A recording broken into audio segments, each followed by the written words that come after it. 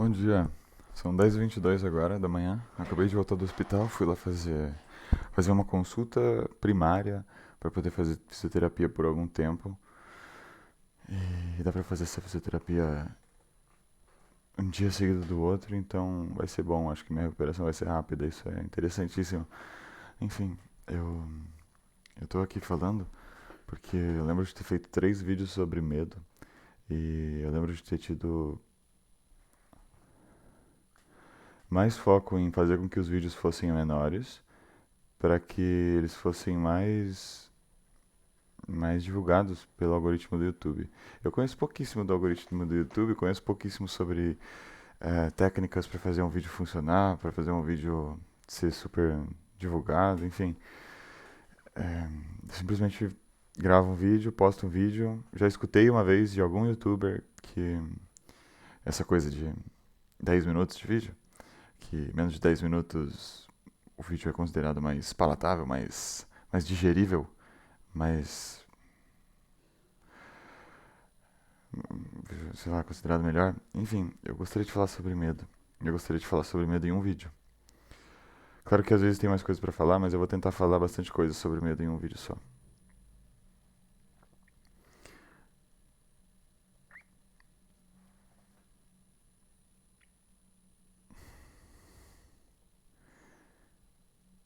É um assunto extremamente complexo que tem várias raízes profundas na construção da personalidade de cada pessoa. Eu penso que, no fundo, pelo menos socialmente falando, o medo é medo social, medo de fobia social, medo de colocar a opinião, medo de corrigir um comportamento errado, medo em relação à sociedade. Diferente de medo, por exemplo, de comer uma planta, ou medo de pular de um lugar para o outro, medo em relação à sociedade. Tem a ver com medo de ser rejeitado.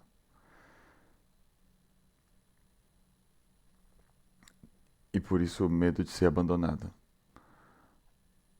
O medo em sociedade, em ações sociais, em relações sociais, é basicamente isso: o medo de ser rejeitado e abandonado. O medo, o receio, a pouca atitude, enfim. Agora, o medo em relação a si mesmo é um é uma desconfiança, em relação às próprias capacidades. Majoritariamente, eu penso que isso funciona comigo, isso aconteceu comigo na minha vida. A sociedade, as relações sociais imprimem um medo na pessoa. E esse medo, por exemplo, de ser rejeitado, de ser abandonado, faz com que a pessoa cada vez mais vá se moldando, por causa do medo, a entrar em um sistema ou a entrar em algum grupinho social para que ela seja mais aceita, porque ela se conhece pouco, porque ela ainda precisa dessa validação. É como se o ser humano precisasse de um tanto de validação para começar, para sair assim da água e ficar, nossa, eu estou vivo. Eu estava dentro do mar. Uau! Ou sei lá, teorias que pessoas dizem que estava dentro da barriga da baleia, ou estava na Terra do Nunca, ou estava na caverna de Platão, ou estava no inferno, várias coisas do gênero. Você sai disso e você fica, nossa, eu importo. Nossa, as coisas que eu fiz. Nossa, precisamos ser melhores, viver em sociedade, coisas do gênero. Enfim, é importante essa girada de chave, essa noção de que é importante se melhorar, essa noção de que dá pra ver os erros do passado. Bom, pra ver os erros do passado, eu preciso falar também de uma coisa. Eu tava falando de medo. Eu acho que eu falei basicamente muita coisa sobre medo. Eu falei muita coisa sobre medo, sobre as raízes do medo. E às vezes tem pessoas que manipulam esses medos pra controlar mais, pra ter mais poder sobre outras pessoas, porque são obcecadas e possessivas em relação ao controle e ao poder. Enfim, para falar sobre manipulação de medos, eu tenho que falar sobre. Eu vou usar metáforas. Sobre a existência de dois céus. Céu seria um estado de espírito bom, seria o nirvana. Seria você estar de boa, bem tranquilo consigo mesmo, sabendo que você está correto, sabendo que você está fazendo certo.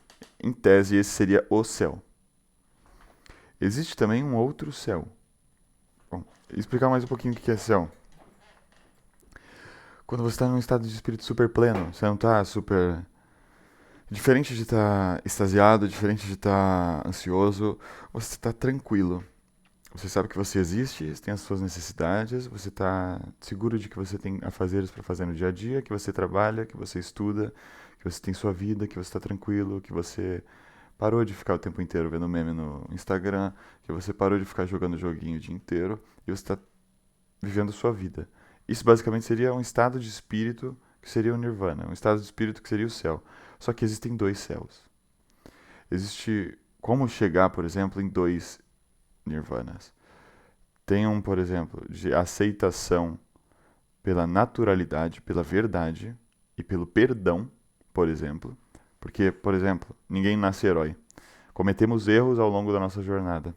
Para se desculpar, que é uma coisa que Cristo falava, para se desculpar em relação às coisas que você fez no passado, é necessário maturidade, é necessário estudo, é necessário inteligência emocional, é necessário amor, é necessário amizades. É necessário um porquê se desculpar. É necessário um pra quê se desculpar. Principalmente um porquê. Um pra quê talvez seja um pouco mais plástico, mas um porquê se desculpar. Poxa, eu tenho amigos, eu tenho família, eu fui educado, eu preciso ser bom, eu preciso ser honesto, eu preciso ser razoável, muito mais do que razoável. Eu preciso ser honrável. Esse céu, atingido pelo perdão, atingido pelo reconhecimento de quem é, atingido pelas falhas, pelo reconhecimento das falhas, pelo reconhecimento das inseguranças e pelo trabalho em cima dessas inseguranças, pelo desenvolvimento de mais segurança, é um céu, é o céu digno. O outro céu é atingido por mentiras que vão sendo contadas ao longo da vida, por exemplo, de uma pessoa para ela mesma. Por exemplo, um, um homem falou no comentário do YouTube sobre mentiras que são contadas, sobre não usou bem a palavra, usou diferentemente a palavra mentira. Não me lembro se ele falou sobre mentira, mas enfim, existem aquelas mentiras que que você diz, por exemplo, quando você quer estimular alguém a fazer uma coisa boa, a ter um comportamento perseverante, por exemplo. Tem alguém andando de skate numa pista e você fala: "Nossa, você acabou de fazer uma manobra incrível". E a pessoa que fez a manobra nem fez a manobra direito, quase bateu o skate na canela e, e olha para a pessoa que elogiou e fala: "Sério? Nossa, então eu vou continuar tentando", sabe? Essa é uma mentira, é uma mentira que estimula o desenvolvimento pessoal, o crescimento pessoal de uma maneira benéfica, de uma maneira que estimula mesmo, que faz com que a pessoa se sinta mais confiante, diferente de uma mentira que parte de uma narrativa falsa para querer colocar a própria narrativa de quem mente como sendo a verdadeira. Essa mentira, por exemplo, é nojenta. Essa mentira, se for contada muitas vezes, e se for contada para várias pessoas muitas vezes, se várias pessoas acreditarem muitas vezes, a pessoa que está mentindo se sente muito mais confortável em continuar mentindo, por exemplo. Se sente muito mais confortável em falar qualquer coisa, em ter pouco compromisso com a verdade. E isso é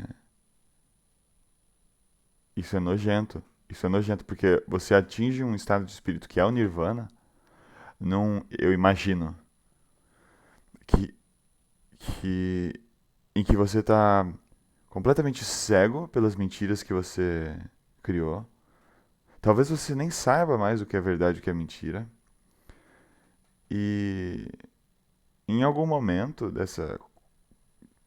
de contar tantas mentiras, você acaba entrando em um mundo falso que você criou para suprir as suas faltas, os seus anseios, os seus desejos, que muitas vezes são carências relacionadas a que muitas vezes são faltas ou lacunas relacionadas a uma infância mal reconhecida, mal vivida, com pouca atenção, com muito desrespeito, coisas do gênero.